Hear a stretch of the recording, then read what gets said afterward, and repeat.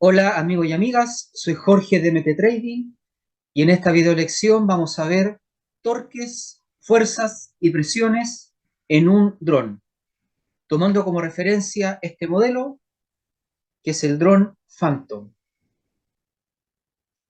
Primero, nosotros sabemos que un objeto se moverá con velocidad constante o estará en reposo cuando la suma de las fuerzas sea igual a cero. En el caso de un dron, esto ocurriría cuando el empuje que hace que el dron avance hacia adelante, más la fuerza peso, más la fuerza de ascenso, más la fuerza de arrastre, sumen cero. Pero recordemos que si las fuerzas suman cero, nuestro dron o va a estar quieto o se va a mover con velocidad constante, lo que implica que cuando anulemos todos los comandos para que las fuerzas sumen cero, tal vez no esté exactamente quieto, sino que tenga una deriva, que se mueva lentamente con velocidad constante. Así que de vez en cuando vamos a tener que aplicar una fuerza para detenerlo. Y siempre va a tener un movimiento residual, porque el hecho de que la fuerza sume en cero no asegura que esté en reposo, solo asegura que se va a mover con velocidad constante. De ahí surge la deriva. Asimismo, cuando le ordenamos al dron que rote, y detenemos el desequilibrio de los torques para que deje de rotar, de modo que los torques generados por las cuatro hélices sumen cero. En ese caso, o va a dejar de rotar o va a rotar con velocidad angular constante. También puede que aparezca una deriva asociada a la velocidad angular, asociada a la rotación, porque el hecho de que anulemos los cuatro torques no significa que esté en reposo rotacional. De verdad significa que puede que rote con velocidad angular constante. Una velocidad angular residual, apenas se va a notar la rotación, pero igual va a tener una leve deriva rotacional, como así también, si las fuerzas suman cero, va a tener una leve deriva traslacional. Ahora, ¿cuál es la rotación por defecto de los motores? La rotación que asegura que por defecto el dron ascienda y por defecto el dron avance. Esta es la rotación que debe tener cada motor o cada hélice para tener ese movimiento por defecto. Atención. Esta sería la zona de adelante del dron. Luego, visto desde mi perspectiva, visto desde mi perspectiva, extremo superior derecho, el motor por defecto tiene que rotar en sentido antihorario o CCW counterclockwise. En diagonal, extremo inferior izquierdo también tiene que ser antihorario. Luego, extremo superior izquierdo, la rotación tiene que ser horaria o CW clockwise y en diagonal hacia abajo. En el extremo inferior derecho también tiene que ser horaria. O sea que aquí tiene que ser antihorario, antihorario acá abajo, horario y horario. Esas son las rotaciones por defecto. Las rotaciones que aseguran que el dron ascienda y se mueva hacia adelante. Cuando hay un desequilibrio, podemos hacer que el dron rote hacia cierto lado. Entonces ahora los torques puede ser aquí antihorario, y aquí antihorario, y aquí antihorario, y aquí antihorario, y va a rotar.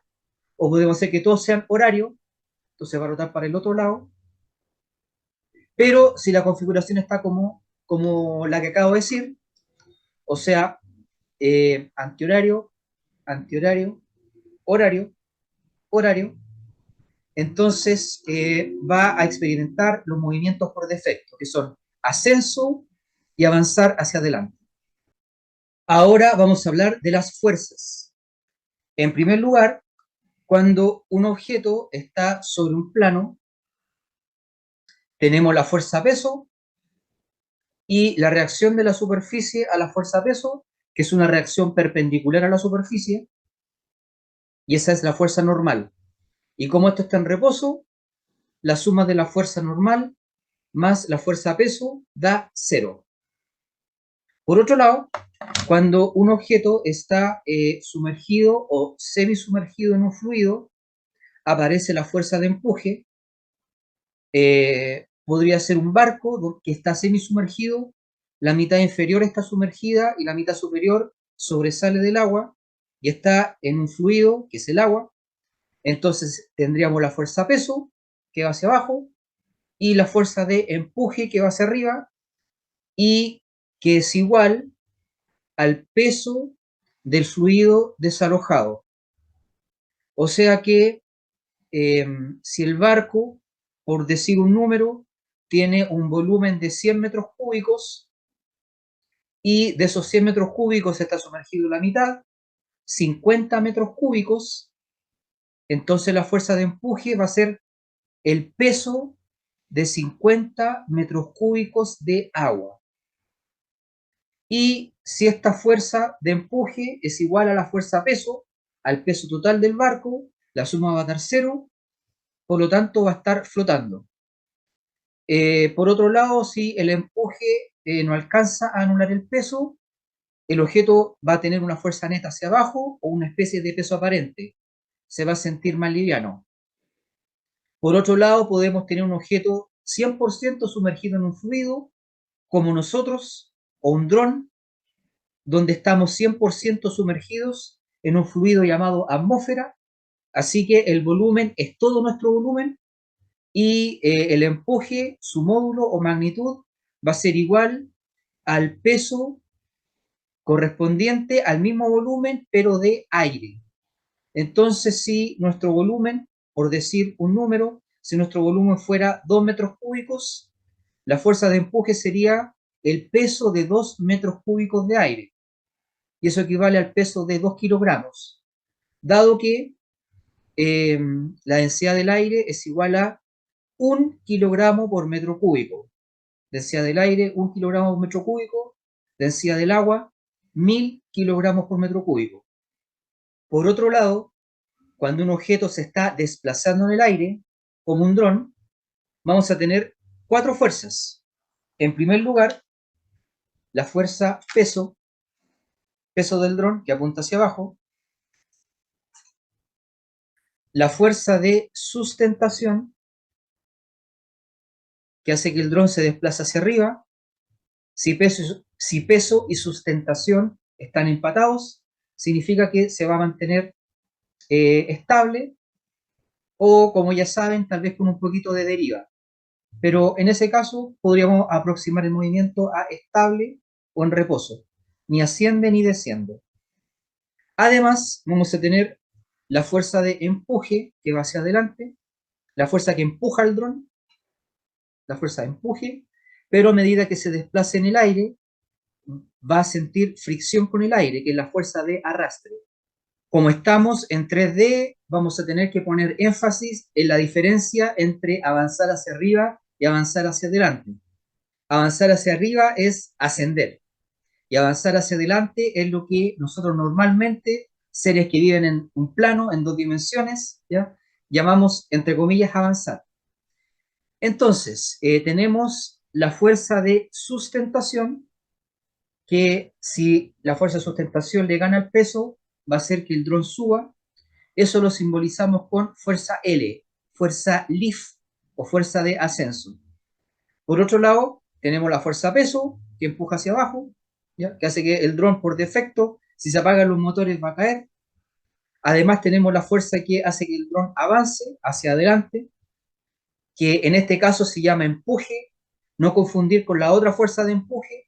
Aquí la fuerza que empuja al dron hacia adelante es la fuerza de empuje. Este es otro contexto, esto es aerodinámica. Y por otro lado, a medida que el dron se desplaza hacia adelante, va a sentir la fricción con el aire, que es la resistencia. La resistencia, simbolizada con una D, o sea, drag. Por lo tanto, las fuerzas sobre un dron van a ser peso, sustentación, fuerza de empuje que provoque el avance hacia adelante y fuerza de arrastre o drag. ¿Cómo logramos que el dron ascienda? La clave está en este experimento. Necesitamos que la presión abajo del dron sea mayor que la presión arriba del dron y así conseguiremos el ascenso. Esto se puede ejemplificar con lo siguiente, considerando que la densidad normal o por defecto que tiene el aire vale 1 kilogramo por metro cúbico. Si consiguiéramos que esa densidad fuera la normal abajo, 1 kilogramo por metro cúbico, pero arriba tuviera un valor menor, entonces conseguiríamos el ascenso. Ejemplo, tenemos este papel, la presión abajo es igual a la presión arriba, pero podemos cambiar la densidad del aire así, y así conseguimos el ascenso, recordando que presión es fuerza por unidad de área, lo que implica que fuerza es igual a presión multiplicado por área. Y en este ejemplo, el área corresponde a esta superficie. Esa es la clave para conseguir la fuerza de ascenso o fuerza lift.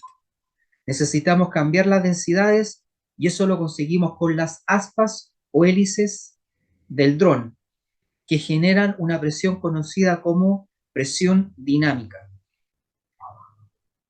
La presión neta sobre el dron va a ser la suma de dos presiones, la presión estática más la presión dinámica. La presión estática es densidad por G, la aceleración de gravedad, por la profundidad a la cual estamos sumergidos en este fluido llamado atmósfera, que es aproximadamente 10.3 kilómetros, un valor medio. G vale 9.8 y la densidad es la densidad del aire, así que la presión estática a la que se ve sometido el dron va a ser 101.325. Esa es la presión que normalmente vamos a medir con un barómetro. Por otro lado, la presión dinámica es la presión asociada al avance del dron en este fluido llamado atmósfera y el cual depende de la velocidad con la que se desplaza. Porque a medida que se desplaza, el dron va chocando con las partículas que componen la atmósfera y este choque genera una nueva presión que depende del cuadrado de la rapidez con la que se desplaza. La fórmula es presión dinámica, que es igual a energía cinética por unidad de volumen, o sea, joules dividido por metro cúbico, lo cual nos da pascales, y la fórmula es 1/2 de la densidad del aire, 1 kilogramo por metro cúbico, por la rapidez al cuadrado, la rapidez con la cual avanza el dron, que puede ser aproximadamente 10 metros por segundo, más o menos.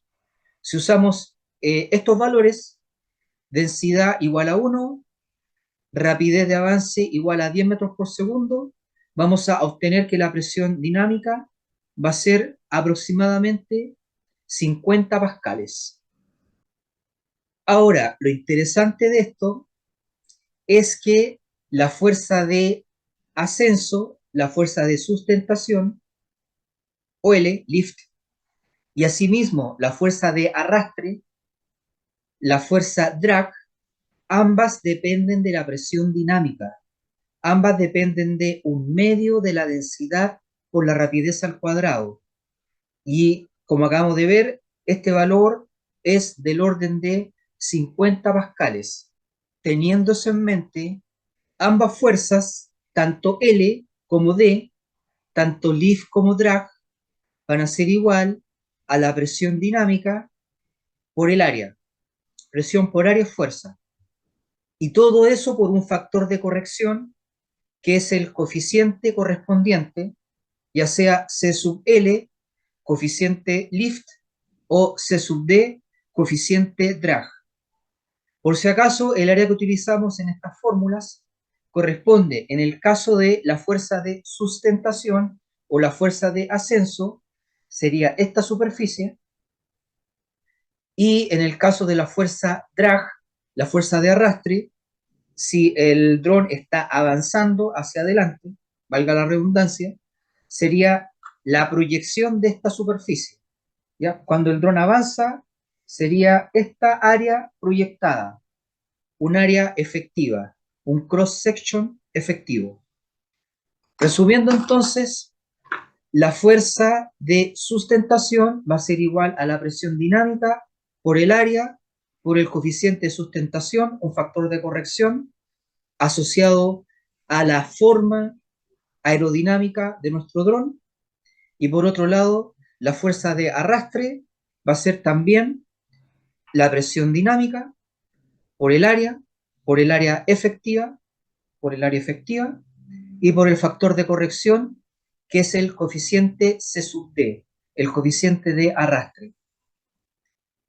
En resumen, entonces, para saber qué le va a ocurrir al dron en términos de traslación, si va a ascender, si va a avanzar, si va a estar en reposo, etcétera, consideramos el peso del dron, vector hacia abajo, la fuerza de sustentación, que es directamente proporcional a la rapidez al cuadrado, porque su fórmula es presión dinámica por área por coeficiente C sub L, coeficiente de sustentación, más el vector empuje, que depende del empuje que consigamos con los motores, ¿ya?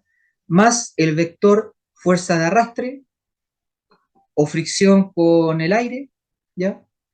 Que es la presión dinámica, o sea, también depende de la rapidez al cuadrado, presión dinámica por la cross-section, el área efectiva a medida que avanza, y por el factor de corrección, que es el coeficiente C sub D o coeficiente de arrastre. Y en esencia, la aerodinámica del dron depende de estos valores.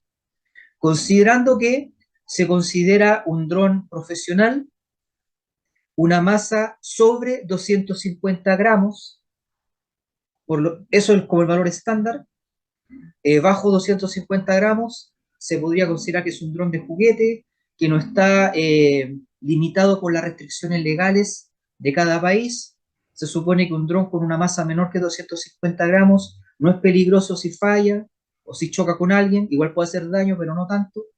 Y asimismo, su energía total tiene que ser aproximadamente menor que 80 joules para que se considere que no sea dañino en caso de algún desperfecto. Eso es como un valor estándar. Entonces, sobre 80 joules, podemos decir que ya está asociado a alguna legislación, y sobre 250 gramos, también tiene que haber alguna legislación que restrinja su uso y que solo pilotos profesionales lo puedan manejar. Bajo estos valores, bajo 80 joules y bajo una masa de 250 gramos, se puede considerar un dron de juguete. Bueno, y con esto finalizamos la teoría, los fundamentos de la teoría aerodinámica de un dron. Soy Jorge de MT Trading y me despido.